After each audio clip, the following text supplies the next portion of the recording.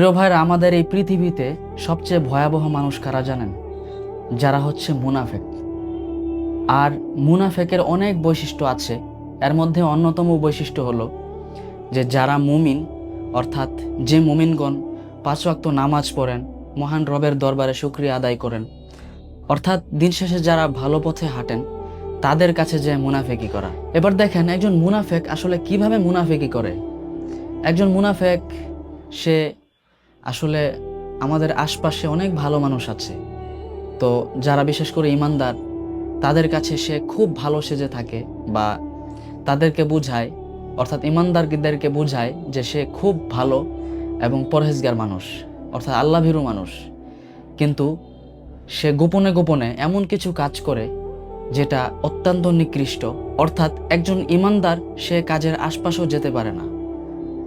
দেখেন, এই মুনাফেকের জন্য মহান রব্বুল আলামিন কোরআনের মধ্যে সতর্ক করে দিয়েছেন তাদেরকে, ইন্নাল মুনাফিকিনা ফিদ দারকিল আসফালি মিনান নার ওয়া লান তাজিদা লাহুম নাসীরা।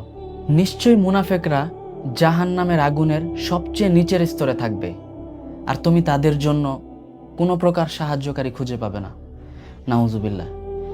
ভাই, একবার চিন্তা করে দেখুন, এই মুনাফেক মানে কি পরিমাণ নিকৃষ্ট এক ব্যক্তি। আমি আল্লাহর কাছে সাহায্য চাই, মহান রব্বুল আলামিন যেন আমাদেরকে এই মুনাফেকের খাতায় যেন নামটা না লিখায় দেন, আমিন।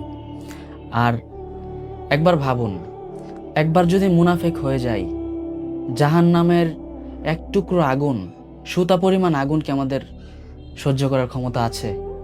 অবশ্যই নেই।